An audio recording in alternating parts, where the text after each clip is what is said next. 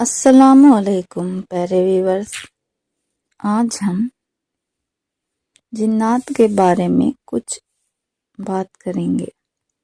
چلیے سٹارٹ کرتے ہیں۔ بسم اللہ الرحمن الرحیم۔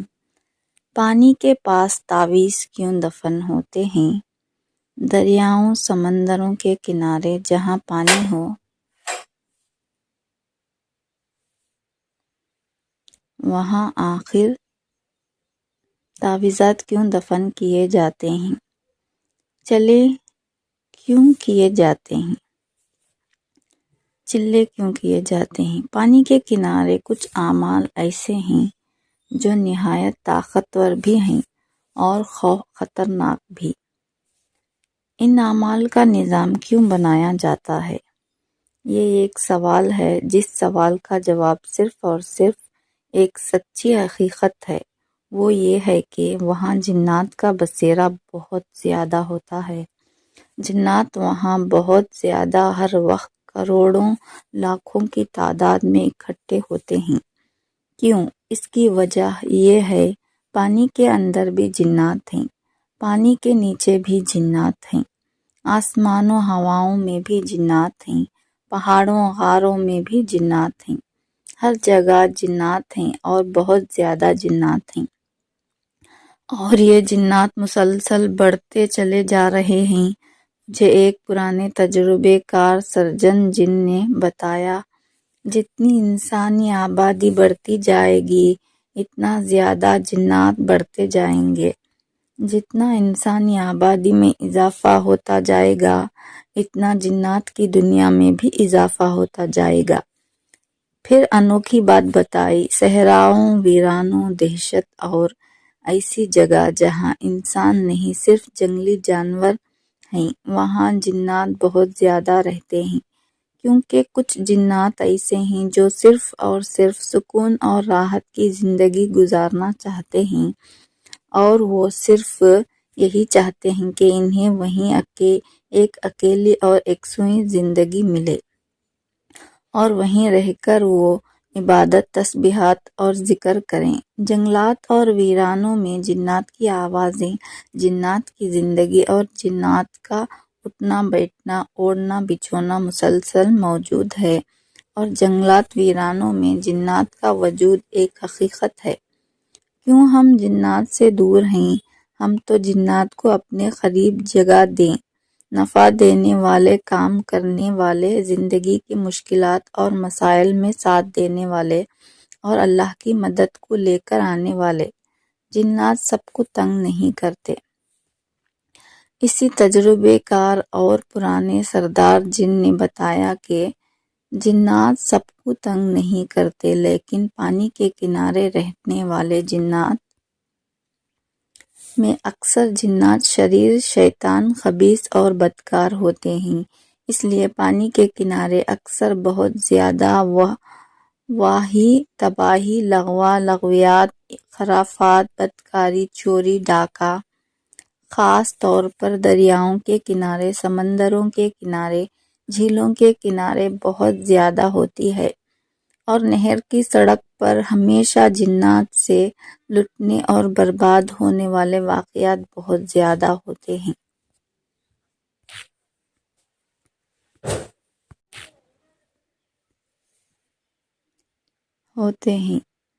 اور نہر کی سڑک پر ہمیشہ جنات سے لٹنے اور برباد ہونے کے واقعات بہت زیادہ ہوتے ہیں۔ اس کی وجہ جنات وہاں بہت زیادہ رہتے ہیں۔ جنات گوشت کے دیوانے۔ ایک صاحب مجھے بتانے لگے کہ میں نہر کے کنارے گوشت لے کر شہر سے گاؤں آ رہا تھا۔ میں نے محسوس کیا کہ سائیکل کی پچھلی سیٹ بھاری ہو گئی تھی۔ پیچھے مڑ کر دیکھا تو کچھ بھی نہ تھا۔ میں نے اپنی وہم سمجھا، لیکن مجھے احساس ہوا کہ کوئی سوار ہے جو میرے پیچھے بیٹھی ہے، اور مجھے سائیکل گھسیٹنا مشکل ہو گیا ہے۔ اور سائیکل ہمیشہ میں چلاتا تھا، لیکن آج سائیکل میرے لیے بہت ہی مشکل تر ہو گیا ہے۔ آخر میں اتر گیا اور مجھے نسلوں کی آوازیں آنا شروع ہو گئی۔ سانسوں کی آوازیں آنا شروع ہوئیں، جیسے کوئی چیز ہے، اس کی سانسیں ہیں۔ میں سمجھ گیا کہ جنات ہیں، اور وہی جنات میرے سائیکل پر بیٹھے ہوئے ہیں۔ پھر مجھے اچانک احساس ہوا کہ ان کے آنے کی وجہ بنیادی طور پر گوشت ہے، جو بڑا گوشت میں گھر لے جا رہا تھا۔ جب آتے ہی میں نے گوشت کو کھول کر دیکھا تو وہ گوشت نہیں تھا، حتیٰ کہ ان کے اندر سے رسنے والا تھوڑا سا خون تھا۔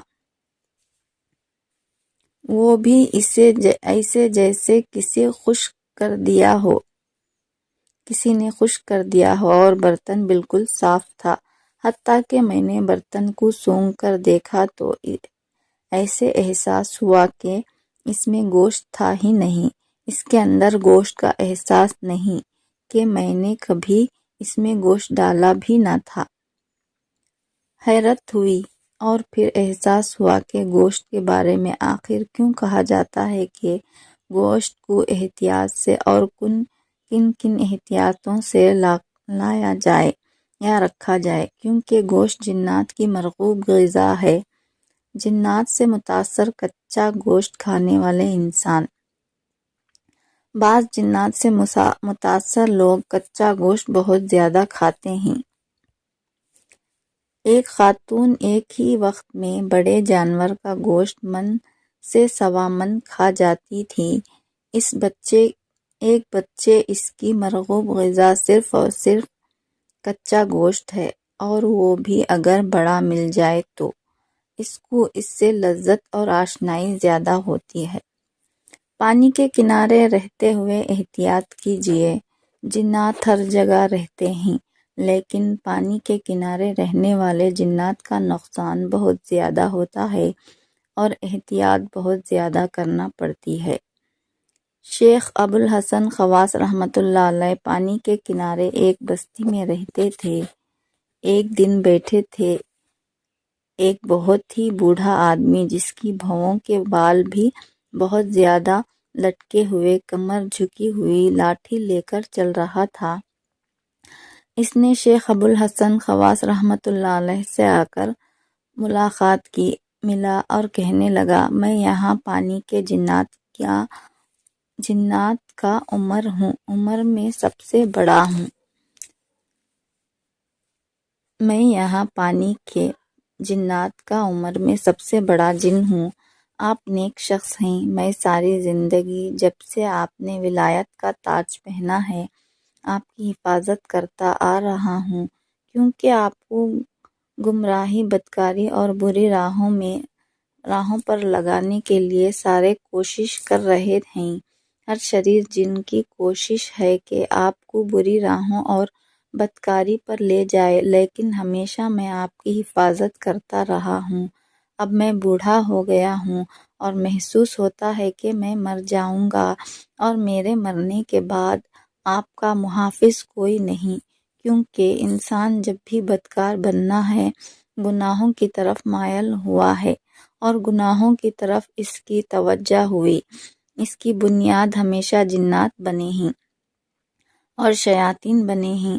میں نہیں چاہتا کہ آپ گناہوں کی طرف مائل ہوں اور گناہگار ہو کر مریں، بلکہ میں چاہتا ہوں آپ نیک اور صالح اللہ کے دوستوں میں اگر ہیں تو ایسے ہی رہیں۔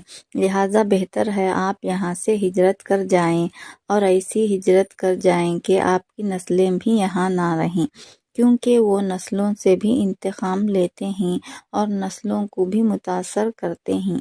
میرے پاس 3 دن ہیں۔ لہٰذا شیخ خواص رحمۃ اللہ علیہ نے فوراً ان کی بات پر توجہ کی، اور توجہ کر کے اپنا رخت سفر باندھا۔ اس نیک جن نے ایک بات کہی تھی کہ میرے پاس صرف 3 دن ہیں، اگر آپ کوشش کریں ان 3 دنوں کے اندر یہاں سے رخت سفر باندھ کر رخصت ہو جائیں، یعنی ہجرت کر جائیں، تو آپ کے لیے بہتر رہے گا۔ تھا تو بہت بڑا مجاہدہ۔ 3 دن میں اتنا لمبا سفر زندگی کا کیسے طے ہو سکتا ہے، لیکن انہوں نے ایسا کیا۔ جب تیسرا دن تھا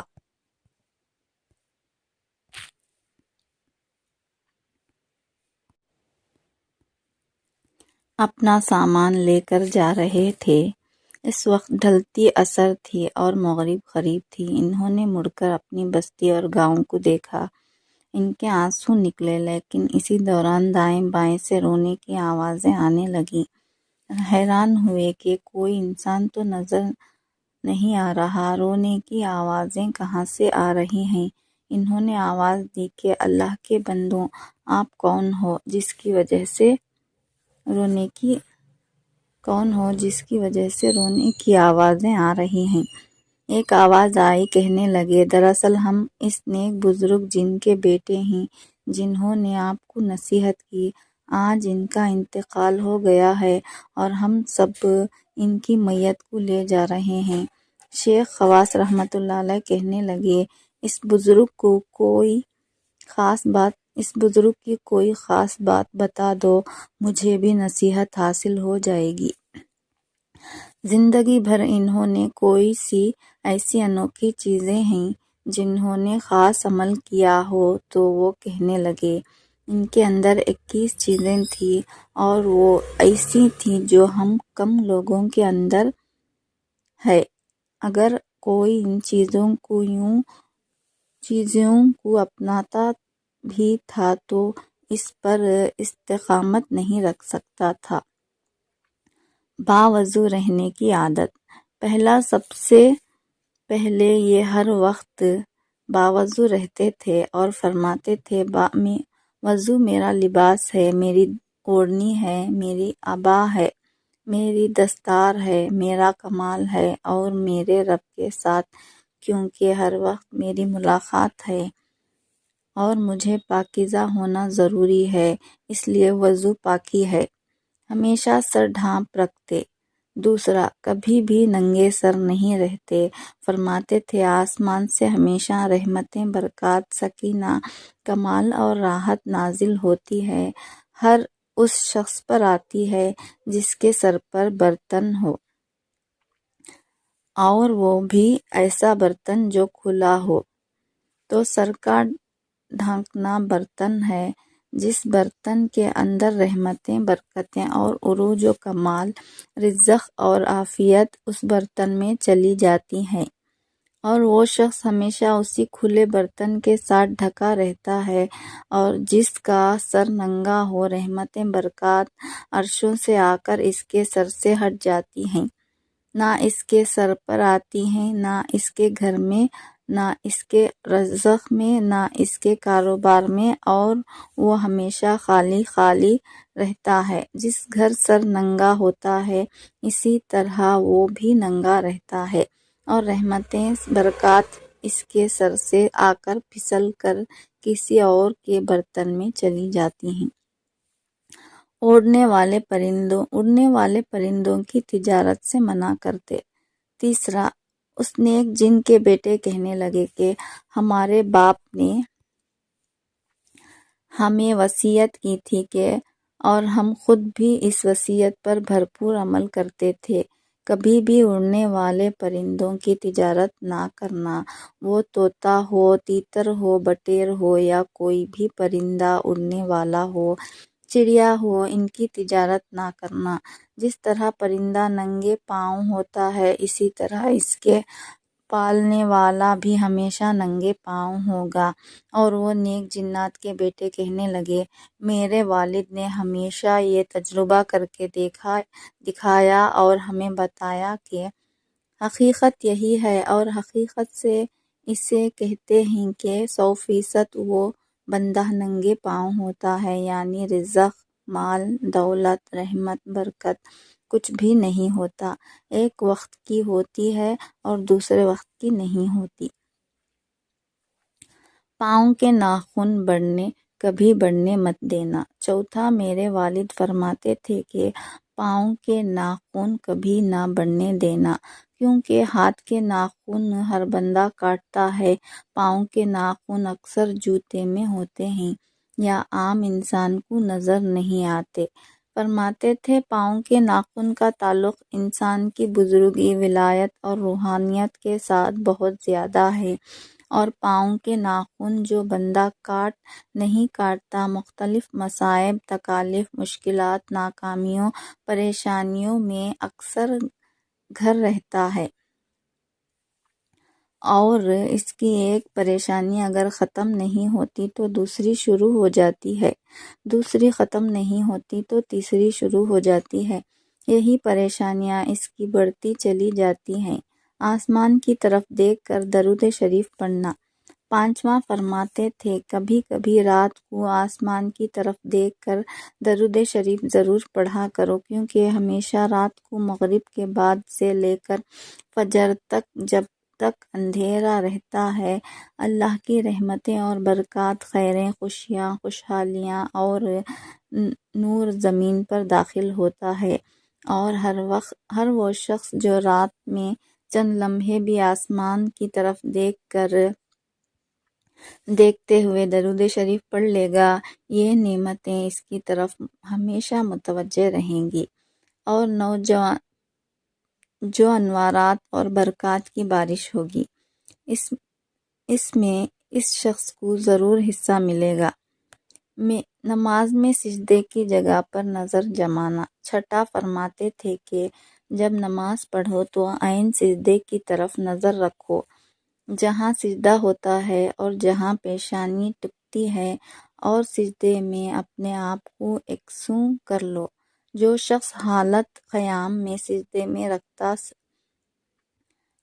میں نظر رکھتا ہے، اس کو شرطیہ کلمہ نصیب ہوتا ہے، اور وہ شرطیہ موت کو آسان پاتا ہے، اور ہمیشہ جب بھی وہ کہیں نہ کہیں اپنے آپ کو دیکھتا ہے، ہر مشکل آسان ہوتی ہے، کیونکہ نماز کا سب سے طاقتور ترین عمل سجدہ ہے، اور جس جگہ سجدہ ٹکتا ہے وہاں سارا نور ہوتا ہے، ساری رحمتیں ہوتی ہیں، برکات ہوتی ہیں، عطا اور عنایات کی آخری بارش ہوتی ہے۔ اس لیے جو شخص سجدے کی جگہ قیام کے دوران ٹکٹکی باندھ کر دیکھے گا، وہی نور اس کی آنکھوں میں ذرے دل میں داخل ہوگا، اور آخری وقت میں وہی نور اس کے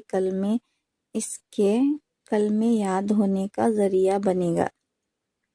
شہادت کی انگلی ہمیشہ صاف رکھو، پاک و صاف رکھتے۔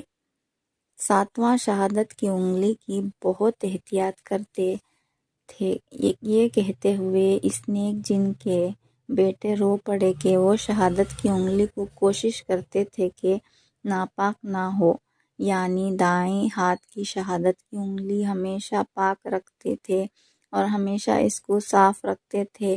فرماتے تھے کہ یہی شہادت کی انگلی دراصل اللہ کی گواہی دینے کے لیے، اللہ کے ایک ہونے کے لیے، اللہ کے ساتھ ہونے کے لیے بنانے لگتی ہے۔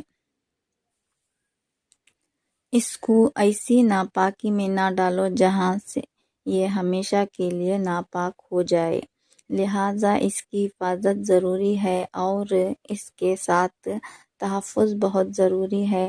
اس کو ہمیشہ پاک رکھیں، صاف اور خوشبو لگاتے رہتے تھے، ہلکی سی خوشبو ہمیشہ لگاتے تھے۔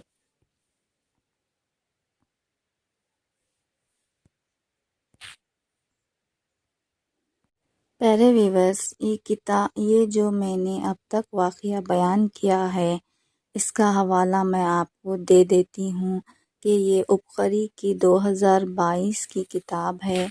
اس میں صفحہ نمبر 40-41 میں یہ واقعہ موجود ہے، آپ وہاں پر جا کر پڑھ سکتے ہیں۔ میں حوالہ اس لیے دے رہی ہوں کہ کئی لوگ سوال کرتے ہیں کون سی کتاب میں یہ سب موجود ہے، تو آپ جا کر دیکھ سکتے ہیں۔ نومبر عبقری کی 2022 کی کتاب میں یہ سب میں 2022 کی کتاب میں یہ سب کچھ موجود ہے۔ صفحہ نمبر ہے 41-42، جنات کا پیدائشی دوست۔ آپ وہاں جا کر سب کچھ دیکھ سکتے ہیں، پڑھ بھی سکتے ہیں۔ اسی کے ساتھ دعاؤں میں ضرور یاد رکھیے گا۔ اللہ حافظ۔